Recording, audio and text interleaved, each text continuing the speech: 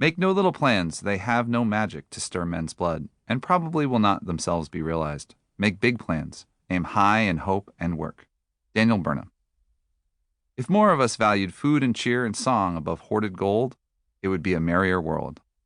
Thorin's last words to Bilbo Baggins. Prologue. I'm done. All-day meetings, all-night coding sessions, midnight outages, software bugs, patent lawyers, employees, investors, thousands of angry customers, millions of happy ones, and pizza. So much pizza. I'm done with all of it. This fills me with equal parts relief and outrage. I say it out loud. I'm actually done. I've been trying, quite unsuccessfully, to quit the company I started for a solid 3 years. I finally managed it, hence my relief. Unfortunately, they slammed the door so hard it hit me in the ass on the way out, hence my outrage. Be careful what you wish for, you just might get it. So here I am in Virginia Beach, sitting gingerly on the threadbare paisley covers of a too-small bed in America's shittiest motel room. Lights from the parking lot shine weakly through beige curtains, so faded that it's impossible to tell if they share the same pattern as the bedspread. The bottom of the door sports a 4-inch gap. This muddies the distinction between whether this room is indoors or just a partially obstructed partition of outside. Every few seconds, a car passes by on the busy road just past the parking lot, the headlights sweeping in and all over the walls of the room. The room smells strongly of cleaning products and cigarette smoke. Underneath that is a miasma that permeates all of Virginia Beach, a hint of salt spray and diesel fumes. I'm not here because I'm broke. Quite the opposite. GrubHub, the company that I founded 12 years ago at my dining room table, just had its IPO. I could have paid for a suite in one of the waterfront hotels. Hell, I could have bought one of the waterfront hotels. But that would be missing the point of this ill-begun adventure. I'm trying to get grounded, learn patience, find the smile that I lost along the way, and figure out how to fix some of the damage that I caused. Turns out, I might have created a Frankenstein. It started small. I just wanted a pizza. Did that. Yum. Then I wanted to quit my job. Yep, did that too. Nice. Then I wanted to pay off a crushing pile of school debt. Job done. Woohoo! After that, I just wanted to make it bigger. So it grew. It got big. Too big. It got away from me. Now I worry that Wall Street's insatiable appetite for profit will turn the company I founded into a trap. Will GrubHub stay true to its roots? Or will it become a necessary evil for restaurants? Will it level the playing field for mom-and-pop restaurants against the big chains? Or will it become just another vendor trying to take a piece of the pie? Whether it becomes a Frankenstein or not, it was a grand success for a lot of people, including me.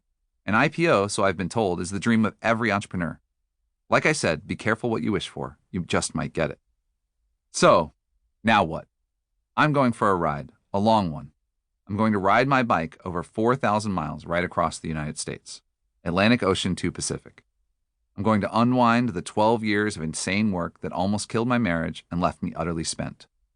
Now free, I plan on passing 3 glorious months meeting amazing people, drinking in sweeping vistas of this grand country, and, maybe, learning how to smile again. Ironically, now that I am free of thinking about pizza all day long, my stomach won't let me stop. I'm desperate for the one that I ordered to get here. Now that all the board meetings, fancy Wall Street dinners, and hobnobbing at Michelin-starred restaurants are done, I can get back to eating comfort food again, especially since I can spare the calories on this bike ride. It's funny that now that I don't need to entertain investment bankers, my GrubHub order is late. But I don't laugh, I'm hangry, and getting hangrier by the second. As I sit in this crappy motel room, I feel like quitting this adventure before I even start it. I worry that if I go through with this ride, I suspect that I will discover that this is not the shittiest motel in America.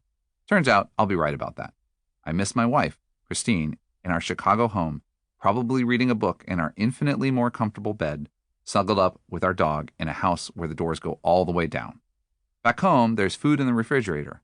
Or, if not, at least there, pizzas arrive in less than 2 frickin' hours. But I'm not at home. I'm here, hungry, lonely, and not quite so sure I've made great life decisions lately. This trip sounded like a positive way to start a new chapter of my life. It seemed like a good idea at the time. Finally, there's a knock on the too-short door and the long-awaited pizza arrives. My grindingly empty stomach doesn't allow the luxury of waiting for the za to cool. I don't even slow down to add the pepper flakes. About half the still melty cheese from the first piece remains stubbornly stuck to the pie as I pull it off too quick and take a bite. Glory! Taste buds erupt, saliva flows, angels sing. This might be the best slice of pizza I've ever had. Oh, how the mighty have fallen.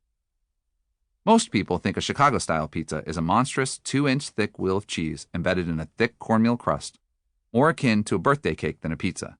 But most people are wrong. Chicago-style has nothing to do with the thickness of the cheese. Any true Chicagoan knows that giardiniera is the key to a great pie. It's an unassuming ingredient. Pickled peppers or vegetables in oil, spicy or mild, as you like it. This Virginia Beach-style pizza is sadly devoid of spicy pickled peppers. But necessity being the mother of invention, I have substituted bell peppers and garlic. So really, it's not too bad. But best pizza ever? Hardly. Still, I eat, and eat, and eat some more. As I eat, I'm interrupted by an incoming text. Your pizza is about to leave the restaurant, it reads.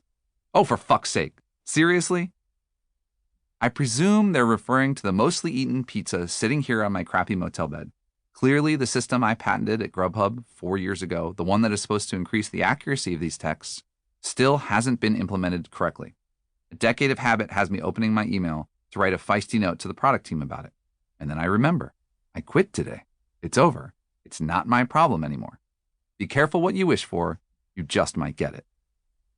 I put down my phone and work through the final delicious garlicky piece. I stuff a towel into the gap between the door and the floor. I lie down, too excited about what comes tomorrow to settle. But before long, the pizza in my belly drags me down into a food coma, and I sleep. When I wake up, I will leave my old life behind and ride west.